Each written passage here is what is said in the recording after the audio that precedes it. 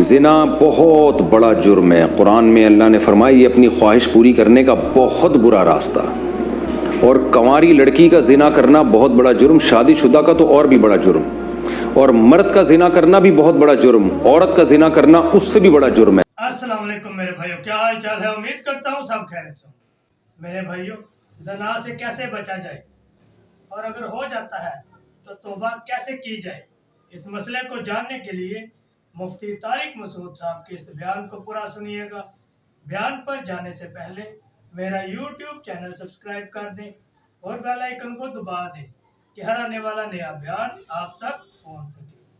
آئیے چلتے ہیں بیان کی طرف۔ زانی عورت کی توبہ کا طریقہ۔ اگر ایک شادی شدہ عورت سے کئی بار زنا سرزد ہو اور مختلف مردوں کے ساتھ اب وہ توبہ کرنا چاہتی ہے اور اسے بہت شدید ندامت ہے، تو اب وہ کیا کرے؟ کیا اس سے نکاح ختم ہوگا؟ اور اس کی توبہ کے لیے کیا شرط ہوگی؟ زنا بہت بڑا جرم ہے۔ قرآن میں اللہ نے فرمایا یہ اپنی خواہش پوری کرنے کا بہت برا راستہ، اور کنواری لڑکی کا زنا کرنا بہت بڑا جرم، شادی شدہ کا تو اور بھی بڑا جرم، اور مرد کا زنا کرنا بھی بہت بڑا جرم، عورت کا زنا کرنا اس سے بھی بڑا جرم ہے۔ تبھی اللہ نے جب زانی کی سزا بیان کی ہے نا، تو عورت کا ذکر پہلے کیا۔ قرآن ہر چیز میں مرد کو پہلے ذکر کرتا ہے، عورت کا بعد میں۔ چور کا ہاتھ کاٹنے کی باری آئی تو اللہ نے فرمایا چور مرد کا بھی ہاتھ کاٹو اور چور عورت کا بھی ہاتھ کاٹو۔ یہاں مرد کا ذکر پہلے، عورت کا بعد میں۔ لیکن زنا کی جہاں بات آئی، اللہ نے فرمایا زانیۃ والزانی فجلدوا کل واحد منہما مئۃ جلدہ۔ زنا کرنے والی عورت کو بھی 100 کوڑے مارو اور مرد کو بھی۔ تو یہاں عورت کا ذکر پہلے اس لیے کیا کہ عورت میں زنا کی رغبت کم ہوتی ہے اور اس میں حیا بھی ہوتی ہے، اس کے باوجود اس کا زنا کرنا یہ بہت بڑا جرم ہے۔ مرد کا بھی زنا کرنا بہت بڑا جرم ہے، سزا اللہ نے دونوں کی ایک رکھی ہے، لیکن حقیقت میں یہ فرق ہے ان میں، یعنی عملی طور پر دونوں کی جرم میں فرق ہے۔ اب سزا اللہ نے ایک کیوں رکھی ہے؟ اللہ کی حکمتیں اللہ بہتر جانتا ہے۔ تو شادی شدہ عورت اگر زنا کرے تو یہ اتنا بدبودار جرم ہے کہ قرآن کہتا ہے کہ اگر یہ ثابت ہو جائے گواہوں سے اور اقرار سے ایک مخصوص طریقے سے، تو ان کو زمین میں گاڑ کے پتھروں سے ہلاک کر دو۔ تو اس لیے بھائی اگر کسی عورت سے بھی یہ جرم ہوا ہے یا مرد سے، تو یہ بہت بڑا جرم ہے، ہلکا نہیں ہے۔ اب اسلامی حکومت نہیں ہے، لہذا اللہ نے پردہ ڈالا ہوا ہے اگر جرم کے اوپر، تو اب سزا تو جاری نہیں ہوگی رجم والی، اور وہ اپنے اوپر خود سے جا کے جاری کروانا بھی کوئی شریعت میں اچھا کام نہیں ہے۔ اب یہ ہے کہ چھپ کے گڑ گڑا کے اللہ سے بہت زیادہ توبہ کرے۔ اللہ غفور الرحیم ہے، بڑے گناہوں کو معاف کر دیتا ہے، اور آئندہ کے لیے ولا تقربوا الزنا، قرآن کہتا ہے ایسے کام بھی مت کرو کہ زنا کی طرف تمہاری رغبت ہو۔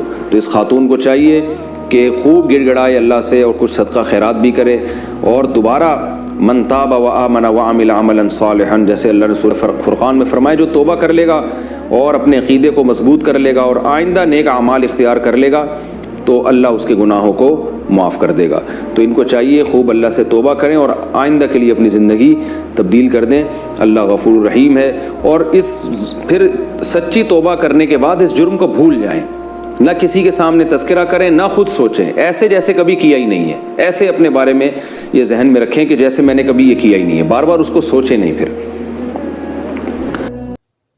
دیکھ لیں میرے بھائیو، اگر کوئی شادی شدہ عورت زنا کرتی ہے تو اس کو چاہیے کہ وہ توبہ کرے، کیونکہ قرآن پاک میں اللہ پاک نے فرمایا ہے کہ زنا بہت بڑا جرم ہے، اور کنواری لڑکی کا یہ کام کرنا بہت بڑا جرم ہے، اور مرد کا یہ کام کرنا بہت بڑا جرم ہے، اور عورت کا بھی یہ کام کرنا بہت بڑا جرم ہے۔ اللہ پاک نے قرآن پاک میں پہلے عورت کے بارے میں کہا ہے، پھر مرد کے بارے میں کہا ہے۔ یہاں ہی جیسے کہ اللہ پاک نے جب بھی قرآن پاک میں کس طرح جب بھی فرمایا ہے تو پہلے مرد کا ذکر کیا ہے، پھر عورت کا کیا ہے۔ اگر کوئی شخص چوری کرتا ہے تو اس مرد کے بھی ہاتھ کاٹو اور عورت کے بھی ہاتھ کاٹو، اور جب یہ زنا کی بات آتی ہے تو اللہ پاک نے پہلے عورت کا کہا ہے کہ عورت کو بھی سزا دو، اور بعد میں کہا ہے مرد کو بھی سزا دو۔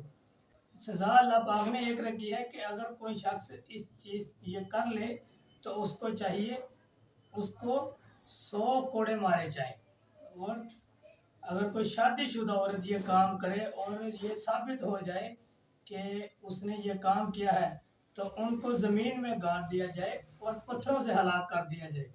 اور اگر کسی بھی عورت یا مرد سے یہ کام ہو جائے तो अल्लाह के हजूर तौबा इस्तगफार करे, क्योंकि अब इस्लामी हुकूमत नहीं है तो अल्लाह पाक ने पर्दा डाला हुआ, सज़ा तो जारी नहीं हो सकती रजम वाली, तो ना वो जाकर अपने ऊपर ये सज़ा जारी करवा सकता है कि वो अल्लाह के हजूर गिड़गिड़ा के तौबा मांगे और माफ़ी मांगे।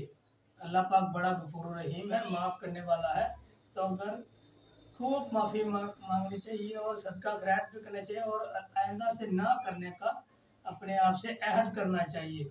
अल्लाह पाक ने कुरान पाक में फरमाया है सूरह अल फुरकान में, अगर जो कोई तौबा कर लेगा और अपने अकीदे को मजबूत कर लेगा और आइंदा नेक अमाल इख्तियार कर लेगा तो अल्लाह पाक उसके गुनाहों को माफ़ कर देगा।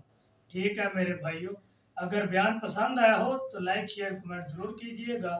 फिर मिलेंगे किसी और नए बयान के साथ, मुझे इजाज़त दें। अल्लाह हाफिज़।